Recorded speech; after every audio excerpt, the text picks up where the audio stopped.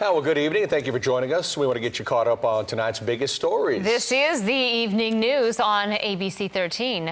A wild chase ends in an arrest in the woods, and tonight, San Jacinto County deputies say the man behind the wheel is back behind bars tonight. Now, investigators are revealing new details about this case to ABC 13's Maya Shea. She is joining us now with the latest. I'm Maya Shea in San Jacinto County. What you see behind me is Highway 105, and on Tuesday morning, one man led local authorities on a 30-minute chase that crisscrossed this area, and it was all caught on camera. Watch as this stolen white truck leads San Jacinto County Sheriff deputies on a wild chase. Authorities say it was Brady Lloyd behind the wheel, a man familiar with law enforcement. Over 15 arrests. He's got 8 felony convictions. He's been in and out of the prison system quite a few times. This was Tuesday morning. Deputies found Lloyd driving the stolen truck and tried to stop him, but Lloyd sped off. Soon they were weaving in and out of San Jacinto and Montgomery County roads. They drove through water, turning on dirt roads, and at one point passed through several backyards while the homeowners were still sound asleep. Finally, after about 30 minutes, Lloyd turned onto a wooded area and ran off. He thought he got away. The sheriff's deputies lost sight of him, set up a perimeter, and then they called the Texas Department of Criminal Justice High Tower unit, and they brought out their canine dogs, and they surrounded him and took him into custody. The moment authorities picked him up from the bushes also caught on body camera video. As he was arrested, a parting word from the deputies. Put him in your car, Sarge? Yeah. We going to jail, son. Bradley Lloyd right now held in jail in San Jacinto County on a $100,000 bond. He has some charges against him, but additional criminal charges could be filed as well as this investigation continues. Reporting from San Jacinto County, Maya Shea, ABC 13 Eyewitness News. We're also getting a better look at what happened when a car crashed into a southeast Harris County beauty salon after the driver accidentally hit the gas pedal instead of the brakes. ABC 13's Tom Abrams has more on the accident and how one stylist says her friend saved her life. It really was a frightening morning here at the K&G Beauty Salon. This is the damage that they're trying to repair from that Lexus when it came barreling in through the front entrance. Here's where the car ended up, a Lexus fully inside the shop. It sounded like an explosion. I didn't know what happened. Gina Leja barely escaped getting hurt. She pulled me out of the way and I fell. I looked up and there's a car in my station where I was just standing. Here's video taken from a nearby shop's surveillance camera at the moment the driver pulled into a parking spot and then accelerated instead of braking. The 75-year-old told police she doesn't know what happened. She tried to stop it and the car accelerated and she screamed. One woman was injured and taken to the hospital, but is okay. 3 people sit right here, 5 people on that side, and the car ran in just right the same directions. And then, thank God, nobody else got hurt. When you look at the damage inside the salon, it is incredible, really, that not more people were injured and that the one woman who was hurt will be fine. An accident that could have been a lot worse. That driver doesn't face any criminal charges, but she was ticketed for failing to control her speed. Reporting in Webster, Tom Abrams, ABC 13 Eyewitness News. Tonight, Houston police need your help to find the suspects they say ordered a Metro PCS employee to open a safe at gunpoint. Opening! On the phone right here, opening! Put on the bed. Surveillance video captures the suspect storming into the cell phone store on Irvington near Cavalcade back on June 26th. As one of the men clears out a register, the other forces the employee to the back office to open the safe. Police say they got away with several cell phones. Investigators also believe these same people are responsible for another cell phone store robbery the day before. There's a $50,000 reward on the table right now for the return of several pieces of high-priced artwork. HPD's Major Offenders Unit just announced the arrests of a sophisticated burglary crew here. Detectives say these 7 people targeted homes in River Oaks and beyond, including Brazoria, Fort Bend, and Galveston counties. Investigators say the group used social media to learn about their victims and decide when to target them.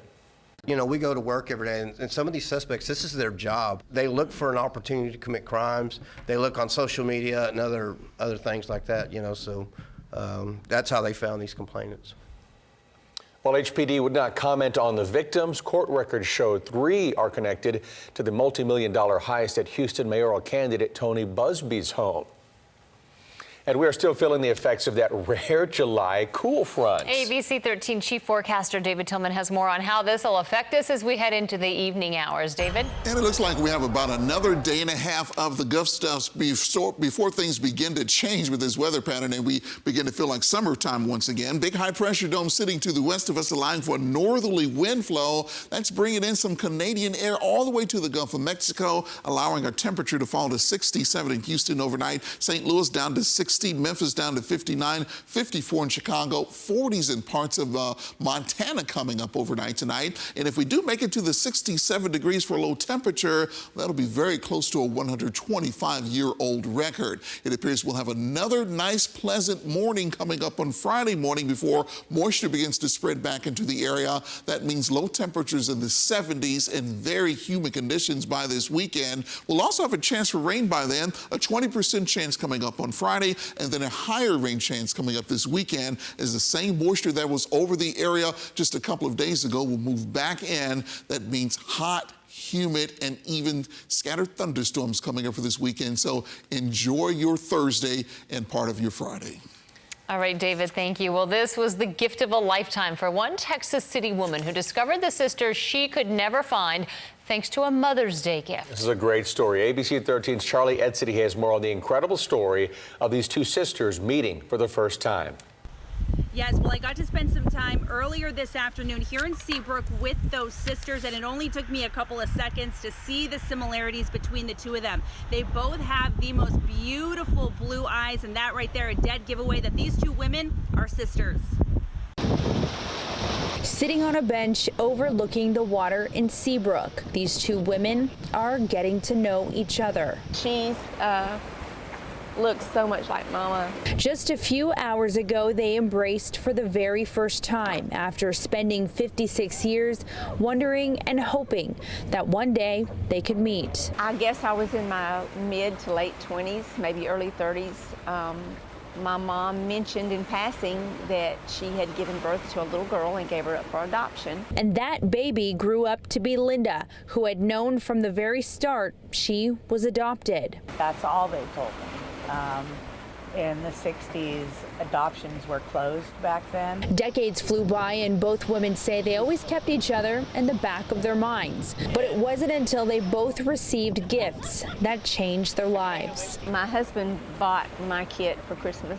My son got the DNA test for me on Mother's Day. As soon as Linda received her Ancestry.com DNA results, she was notified that she had a match, and it was her sister Audrey. That was on June 6th, and Linda immediately reached out. Since then, these sisters, they've never looked back. Knowing that she was out there and knowing that I was going to meet her was one thing. Actually being able to embrace and talk has been made it worthwhile. In Seabrook, Charlie Edsity, ABC 13 Eyewitness News. Equifax has agreed to pay at least $575 million to victims whose personal information was stolen during a 2017 data breach. A lot of people are reading about the breach on our website right now. Under the terms of the settlement, the Credit Card Bureau is paying a mix of government fines, legal fees, and cash payments to victims up to $20,000 each. So how can you get your portion of the settlement? Well, head over to abc13.com for exactly what you need to know to file a claim. Well, if you're headed out this afternoon, don't be alarmed by seeing some flashing lights here westbound on the Katy Freeway right around Barker Cypress Road. We see those crews over here working an accident on the far left side. It's blocking 3 lanes, but also there is a car over here on the right side. So if you have a loved one headed in that direction, give them a call, let them know to slow down. Otherwise, we're seeing everywhere else seems to be pretty clear. 288 South, which we looked at earlier. Now traffic moving really well. Also on the Gulf Freeway at West Dallas, everyone headed out. A little slowdown here and there, but for the most part, traffic moving well, not seeing any major issues or delays besides that accident on westbound of the Katy Freeway. Here we're looking at drive times pretty good for this afternoon. If you're headed to dinner or somewhere this evening to watch your kids play their sport, that cool temperatures are nice and traffic also being friendly to us. Very friendly out there, Bree. Thank you. And thank you for joining us to get caught up on the evening news. Be sure to join us tonight at 10 on ABC 13. Good night.